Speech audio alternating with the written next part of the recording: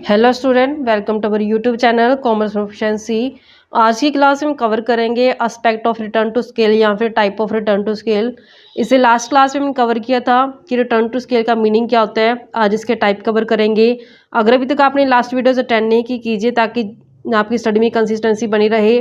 अगर अभी तक आपने मेरे चैनल कॉमर्स प्रोफिशिएंसी को सब्सक्राइब नहीं किया, सब्सक्राइब कीजिए और बेल आइकन जरूर प्रेस कीजिए ताकि जब मैं न्यू वीडियोस अपलोड करूं सबसे पहले नोटिफिकेशन आपके पास जाए, आप वीडियोस को सबसे पहले देखकर आपकी स्टडी बूस्टअप हो। Aspect of return to scale में क्या होता है कि इसमें हम कवर करके चलते हैं कि जो रिटर्न टू स्केल है कितने टाइप की हो सकती है, कि यानी कि जो रिटर्न मिलता है हमें स्केल से, मतलब कि जो फैक्टर से हमें रिटर्न मिलता है तो उसका जो स्केल है वो कितना हो सकता है। इंक्रीजिंग रिटर्न टू स्केल भी हो सकते हैं, कांस्टेंट रिटर्न टू भी स्केल हो सकता है और डिमिनिशिंग रिटर्न टू भी स्केल हो सकता है। यानी कि इसमें क्या होता है रिटर्न टू स्केल के अंदर कि जो हमारे पास फैक्टर्स होते हैं, फैक्टर ऑफ प्रोडक्शन, वो वेरिएबल्स होते हैं, मतलब कि चेंज कर सकते हैं। इसमें जो फिक्स्ड फैक्टर्स होते हैं ये रिटर्न टू स्केल एप्लीकेबल होता है लॉन्ग रन के अंदर। तो लॉन्ग रन के अंदर इतना टाइम, इनफ टाइम होता है हमारे पास कि हम फिक्स्ड फैक्टर्स को भी चेंज कर सकते हैं। फिक्स्ड फैक्टर में जैसे मशीनरी हो गई है, प्लांट हो गया है, तो हम प्लांट, मशीनरी, लैंड वगैरह को भी इजीली चेंज कर सकते हैं क्योंकि लॉन्ग टाइम, इतना इनफ टाइम होता है कि जिसमें फिक्स्ड फैक्टर भी चेंज हो जाते हैं। तो यहाँ पे जो फिक्स्ड और वेरिएबल फैक्टर्स होते हैं, वेरिएबल फैक्टर हम लेके चलते हैं, जैसे लेबर हो गई है और रॉ मटेरियल हो गया। तो इसमें जब प्रोडक्शन करना होता है प्रोड्यूसर को गुड्स और सर्विसेज का, तो वो फिक्स्ड और वेरिएबल फैक्टर दोनों को कंबाइन करके यूज करता है प्रोडक्शन करने के लिए गुड्स को। तो उस केस में क्या होता है कि लॉन्ग रन के केस में कि जो दोनों फैक्टर्स होते हैं, चाहे फिक्स फैक्टर हो चाहे वेरिएबल फैक्टर हो, दोनों को हम चेंज कर सकते हैं। तो जो उसमें चेंज करने का जो प्रोपोर्शन होता है वो क्या रहता है, यहाँ पे रेशियो जो रहते हैं इसमें वेरिएबल फैक्टर में चेंज होने की, वो क्या रहती है, कांस्टेंट रहती है। जैसे कि हमने लास्ट क्लासेस में कवर भी किया था कि कांस्टेंट का मतलब क्या होता है। आज हम डायरेक्टली कवर करेंगे इसका इंक्रीजिंग रिटर्न टू स्केल क्या होता है, कांस्टेंट रिटर्न टू स्केल क्या होता है और डिमिनिशिंग रिटर्न टू स्केल क्या होता है। फर्स्ट पार्ट कहते हैं कि increasing return to scale. Increasing return to scale नाम से क्लियर हो रहा है कि जो रिटर्न मिल रही है वो कितनी है, इंक्रीजिंग है। मतलब कि जितने प्रपोर्शन में हमने इनपुट को लगाया है उससे ज़्यादा क्या होगा, आउटपुट में इंक्रीज आ गया, तो इसको बोलते हैं इंक्रीज रिटर्न टू स्केल। यानी कि increase in return to scale occurs कहते हैं तब होता है जब given percentage increase in all factor input, यानी कि जब हम फिक्स्ड चाहे वेरिएबल फैक्टर दोनों कंबाइन करके जो इनपुट्स को, यानी कि जो फैक्टर इनपुट्स है उसको बढ़ाते हैं, जिस रेशियो में बढ़ाते हैं उससे ज़्यादा प्रोपोर्शनलिटी क्या चेंज आता है, आउटपुट के अंदर चेंज आता है। यानी कि अगर हमने 10% इनपुट को बढ़ाया तो 20% क्या हो जाएगा, आउटपुट बढ़ जाएगा। यानी कि इनपुट के बढ़ने की जो रेशियो होती है उससे ज़्यादा रेशियो किसका होता है, आउटपुट के बढ़ने का रेशियो होता है।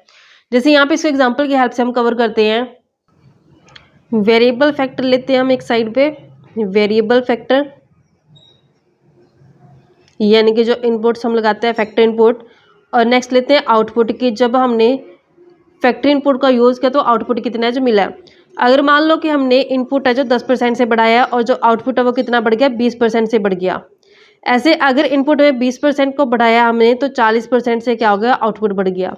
यानी कि इनपुट के बढ़ने की जो रेशियो है उससे ज़्यादा रेशियो किसकी है, आउटपुट के बढ़ने की रेशियो है। वेरिएबल फैक्टर तो सिर्फ हमने 10% बढ़ाया जबकि आउटपुट में 20% है जो इंक्रीमेंट हो गया। वेरिएबल फैक्टर में तो सिर्फ हमने 20% बढ़ाया जबकि आउटपुट हमारा 40% से बढ़ चुका है। इसको बोलते हैं इंक्रीजिंग रिटर्न टू स्केल। यानी कि जो आउटपुट के बढ़ने की रेट होती है वो इनपुट के बढ़ने की रेट से क्या है, ज़्यादा है, इंक्रीजिंग है। अगर इसका डायग्राम बनाए तो कैसे हम इसको प्रेजेंट कर सकते हैं। डायग्राम ड्रॉ करते हैं हम, जैसे हमने एग्जाम्पल लिया है इस एग्जाम्पल को रिप्रेजेंट करेंगे डायग्राम की फॉर्म में। तो यहाँ पे मार्क करते हैं कि हमें मैक्सिमम 40 तक चाहिए, तो 40 तक इसको मार्क कर लेते हैं।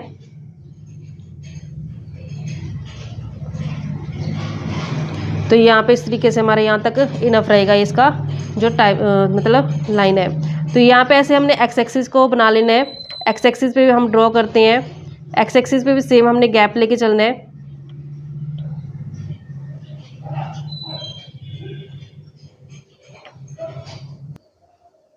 मार्क करते हैं यहाँ पे हम सेम गैप से हमने जो मार्क कर लिया, जितना हमने एक्स एक्सिस पे किया उतना वाई एक्सिस पे। तो यहाँ पे हमारे पास ये एक्स एक्सिस है, ओ एक्स एक्सिस है, और ये हमारे पास ओ वाई एक्सिस है। यहाँ पे मार्क करते हैं 10, 20, 30 और ये 40। यहाँ पे भी हमने 10, 20, 30 और 40 और ये 50 आ जाएगा। तो यहाँ पे हम ले लेते हैं कि आउटपुट है जो कितना चेंज आ रहा है आउटपुट के अंदर, आउटपुट ले लेते हैं, और यहाँ पे ले लेते हैं हम फैक्टर्स इनपुट के जो हमारे पास इनपुट। तो हमने देखा कि जो फैक्टर्स थे 10% बढ़ाए हैं तो आउटपुट कितना उसके ऊपर 20। तो यहाँ पे 10% है और यहाँ पे कितना 20, तो फर्स्ट मार्क हमारा यहाँ पे आ जाएगा। तो हमने यहाँ पे इसको जो ड्रॉ कर देना है इस तरीके से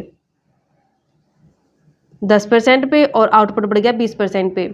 जब फैक्टर्स को 20% बढ़ाया गया तो आउटपुट कितना होगा 40। तो यहाँ पे 20% पे ले लेते हैं और यहाँ पे ले लेते हैं इसका 40%। तो यहाँ पे इसको जब हम ड्रॉ करेंगे तो इस तरीके से हमारे पास है जो लाइन बन जाएगी। यानी कि अगर जब हम इसको ड्रॉ करते हैं इस तरीके से, इसको मैच करेंगे जब पॉइंटों को दोनों को, तो हमारे पास ये लाइन ड्रॉ हो जानी है इस तरीके से। ये हमारे पास डिनोट करते हैं increase in return to scale को। यानी कि जब हमने फैक्टर्स को सिर्फ इतना बढ़ाया है तो आउटपुट कितना बढ़ गया, इतना ज़्यादा बढ़ गया। तो ये क्या डिनोट करते हैं, increase in return to scale को डिनोट करती है। जिस प्रोपोर्शन में हमने फैक्टर ऑफ इनपुट को बढ़ाया है, इनपुट फैक्टर को बढ़ाया है, उससे ज़्यादा प्रोपोर्शन में क्या होता है, जब आउटपुट बढ़ जाते हैं तो इसको बोलते हैं हम increase in return to scale. Increase in return to scale लगने के क्या कारण होते हैं, तो कहता है जो मेन कारण होता है इसका लागू होने का, is that when scale of production is increase. कहता है जब स्केल ऑफ प्रोडक्शन बढ़ जाता है, then due to indivisibility of factor, indivisibility factor such as labour, tools, implement and machine, division of labour or specialisation and many type of economies are available. कहते हैं कि जब ये increase in return to scale लागू होता है, ये इसका रीज़न क्या होता है, इकोनॉमीज ऑफ स्केल मिलने शुरू हो जाते हैं। इकोनॉमीज ऑफ स्केल का मतलब क्या है कि बचतें होनी शुरू हो जाती हैं। अब इस कारण से जो ये जो इकोनॉमी ऑफ स्केल होते हैं इंक्रीज इन रिटर्न के अंदर, ये सिर्फ इंडिविजुअल फर्म को लागू होती है जो ये इसका यूज़ कर रही होती है।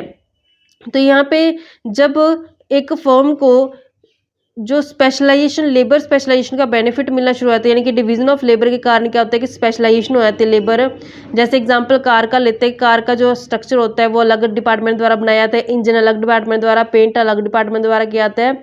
तो उस जब डिपार्टमेंट, हर एक डिपार्टमेंट अपने काम को बार बार करेगा तो उस काम में क्या होता है, वो एक्सपर्ट हो जाता है। जहाँ वो काम को करने के लिए 10 घंटे लेता है तो वहाँ पर वो स्पेशलिस्ट के कारण वो एक काम को 10 घंटे के बजाय वो 8 घंटे में या फिर 6 घंटे पूरा करना शुरू हो जाता है। तो बाकी जो टाइम उसके पास बचता है उससे वो और भी ज़्यादा जो प्रोडक्शन कर सकते हैं, जिससे क्या होता है increase in return to scale लागू हो जाता है। तो ये इकोनॉमीज ऑफ स्केल का जो मतलब बेनिफिट लेती है फर्म, जिसमें increase in return to scale है जो लागू होता है उसके ऊपर। On account of this economy, कहते हैं ये इकोनॉमीज होती हैं, proportion increase in return is more than the proportion increase in factor of production. कहते हैं कि जो रिटर्न होता है वो ज़्यादा मिल जाता है किसके कंपेरेटिवली, फैक्टर के कंपेरेटिवली, यानी जितना फैक्टर लगाता है उससे ज़्यादा क्या होता है रिटर्न मिल जाता है फर्म को। All this economies are only internal economy, ये सारी इकोनॉमी सिर्फ इंटरनल इकोनॉमी होती हैं। जो फर्म इस इकोनॉमीज को इस्तेमाल करती है सिर्फ उसी को बेनिफिट मिलता है, किसी अदर फर्म को इसका बेनिफिट है जो नहीं मिलता। These are related to the scale of production of the concern firm, ये सिर्फ अपनी फर्म के रिलेटेड ही होती है, इंटरनल इकोनॉमीज होती है। अगर मान लो कि हमारी फर्म ने इसका यूज़ किया है तो सिर्फ हमारी फर्म को इसका बेनिफिट मिलने वाला, अदर फर्म को इसका इंक्रीज इन रिटर्न का बेनिफिट नहीं मिलने वाला, क्योंकि इंडिविजुअल फर्म ने जिसको अडॉप्ट किया हुआ है। नेक्स्ट हमारे पास बनता है constant return to scale. Constant return to scale का मतलब होता है कि जिस रेशो में हमने फैक्टर इनपुट को बढ़ाया है उसी सेम परसेंटेज में क्या होता है आउटपुट बढ़ जाता है। यानी कि इनपुट और आउटपुट के बढ़ने की जो रेशो होती है वो कांस्टेंट होती है, सेम रहती है। कहते हैं constant return to scale occurs, कहते हैं ये तब होता है जब given percentage increase in all factor input. कहते हैं कि जब हम फैक्टर इनपुट को बढ़ाते हैं तो इससे क्या रिजल्ट मिलता है कि इक्वल परसेंटेज इंक्रीज होता है आउटपुट के अंदर। एग्जाम्पल की हेल्प से इसको कवर करते हैं। अब हम एक साइड हम लेते हैं फैक्टर इनपुट को लेके चलते हैं, दूसरी साइड लेते हैं हम आउटपुट को। अगर एग्जाम्पल के लिए लेते हैं कि 10% से इनपुट को बढ़ाया है तो आउटपुट में भी क्या होता है कि 10% इंक्रीज होता है। अगर हमने 20% से इनपुट को बढ़ाया है तो आउटपुट भी कितना होगा, 20% से ही बढ़ेगा। यानी कि इनपुट और आउटपुट दोनों के बढ़ने का जो रेशियो क्या रहता है, सेम रहता है। इसको बोलते हैं कांस्टेंट रिटर्न टू स्केल। तो यहाँ पे इसको कैसे हम डायग्राम में शो कर सकते हैं, ड्रॉ करते हैं हम डायग्राम को। तो यहाँ पे हम इसको ड्रॉ करके चलेंगे साइड पे इसके। ये हमारे पास वाई एक्सिस है, ये हमारे पास एक्स एक्सिस है। तो यहाँ पे हमें मैक्सिमम 20 तक लेना है, तो 20 तक का हम इसको एडजस्ट करके चलते हैं। तो ये हमारे पास जब इसको मार्क करेंगे हम, तो यहाँ पे ले लेते हैं 10 को, तो यहाँ पे ले लेते हैं हम 20 को। ऐसे सेम यहाँ पे मार्क करते हैं इसको, तो यहाँ पे ले लेते हैं 10 को और ये हमारे पास 20। तो यहाँ पे हमने एक्स एक्सिस पे जो ये ओ एक्स एक्सिस है, यहाँ पे हमने 10 और 20 लिया है। यहाँ पे लेके चलते हैं फैक्टर इनपुट को कि हमने किस रेशो में जो फैक्टर इनपुट का जो बढ़ाया है। यहाँ पे फैक्टर इनपुट आ जाएगा, ऐसे यहाँ पे 10 और ये 20। तो हमारे पास है ये वाई एक्सिस, यहाँ पे लेके चलते हैं आउटपुट को। जब इनपुट 10% से बढ़ाया तो आउटपुट में कितना है 10%, तो सेम रेशियो है। तो इस तरीके से हमारे पास जो है ड्रॉ हो जाएगी लाइन। नेक्स्ट अगर इनपुट में 20% इंक्रीज है तो आउटपुट में कितना 20, तो ये अपन इसको ड्रॉ करते हैं इस तरीके से। ये हमारे पास इस तरीके से जो ड्रॉ हो जाएगी। और जब हम इसको मैच करेंगे पॉइंट्स को तो हमारे पास जो कर्व है वो इस तरीके से आ जाएगा। ये हमारे पास डिनोट करता है कांस्टेंट इनटू स्केल को। जितना हमने इनपुट में बढ़ाया उतना ही क्या होता है आउटपुट में जब चेंज आता है उसको क्या बोलते हैं हम, कांस्टेंट इनटू स्केल बोलते हैं। अब इसका कोजेस क्या रहता है, कारण क्या रहते हैं इसके, कवर करते हैं उसको। कोजेस कहता है कि एक लेवल पे पहुंचने के बाद क्या होता है कि जितने फर्म को फ़ायदे होते हैं उतना ही उसको नुकसान होना शुरू हो जाता है। एक तरफ जब फर्म को फ़ायदा हुआ तो उस फ़ायदे का उसने जो उसको फ़ायदा उसका इस्तेमाल कहाँ कर बैठा, वो जितना नुकसान होता है उसकी भरपाई करने में, तो उसका जो काउंटर बैलेंस हो चुका है, जितना फ़ायदा उतना ही नुकसान, फ़ायदा मिला नुकसान की भरपाई में उस फ़ायदे को यूज़ कर लिया। तो यहाँ पे ऐसी सिचुएशन हो जाती है एक प्रोड्यूसर की जहाँ पे उसको ना ही तो कोई प्रॉफिट हो रहा था और ना ही लॉस हो रहा था। तो यहाँ पे इसकी रीज़न कहते हैं कि जो सिचुएशन राइज तब होते हैं जब एक पॉइंट के पहुँचने के बाद क्या होता है, जो लेवल ऑफ प्रोडक्शन होता है, इकोनॉमीज और स्केल होते हैं, वो काउंटर बैलेंस होने शुरू हो जाते हैं डिस्कोनॉमीज और स्केल के साथ। यानी कि जितने फायदे हुए हैं उतने उसको क्या होने शुरू हो गए, नुकसान शुरू हो जाएंगे। यहाँ से क्या हो जाएगा, काउंटर बैलेंस हो जाएगा। ये वो सिचुएशन होगी जब फर्म को ना ही तो कोई प्रॉफिट होगा और ना ही कोई लॉस होगा।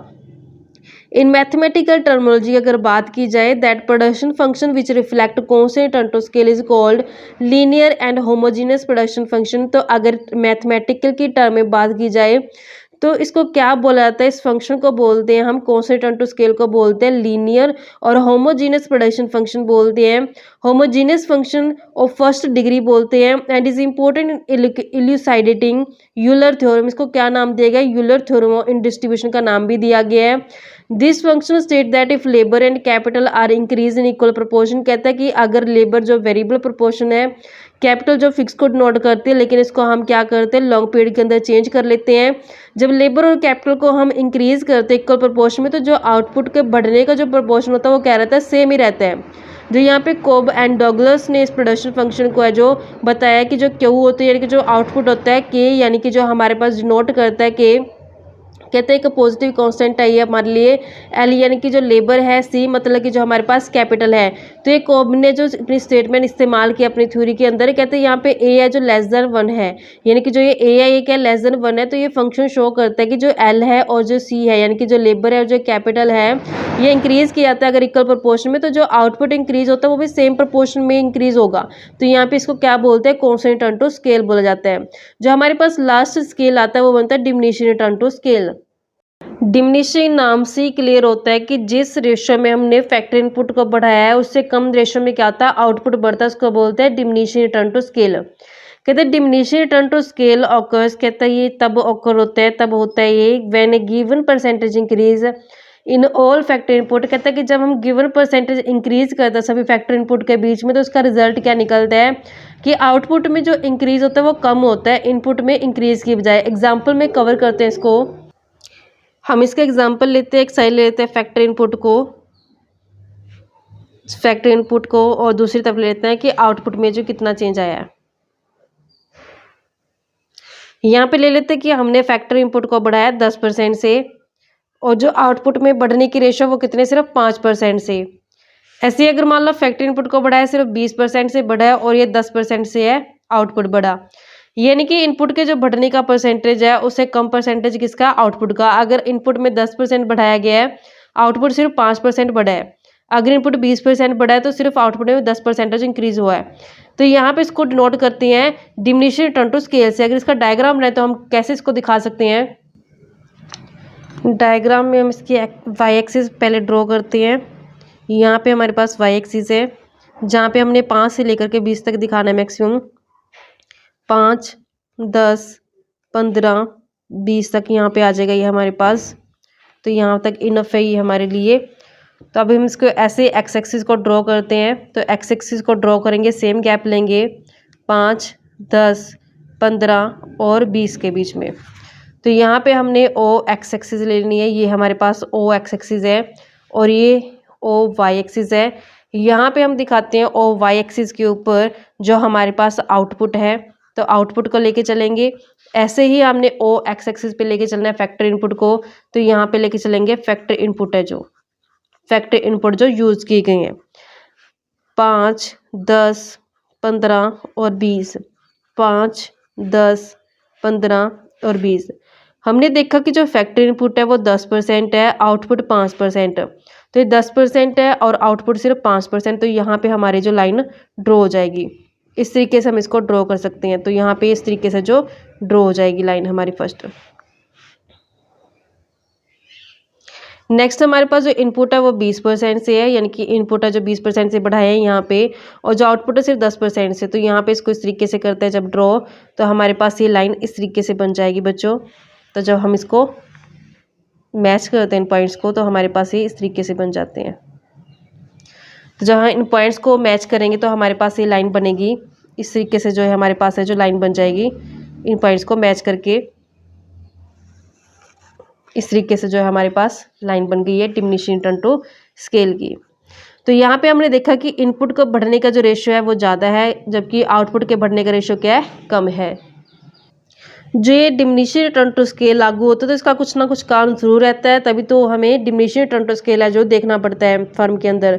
तो यहाँ पे सबसे मेन बड़ा जो कारण होता है इसका वो होता है डिसइकोनॉमीज होना। डिसइकोनॉमीज का मतलब क्या है कि फ़ायदे होने के बजाय नुकसान होने शुरू हो जाते हैं।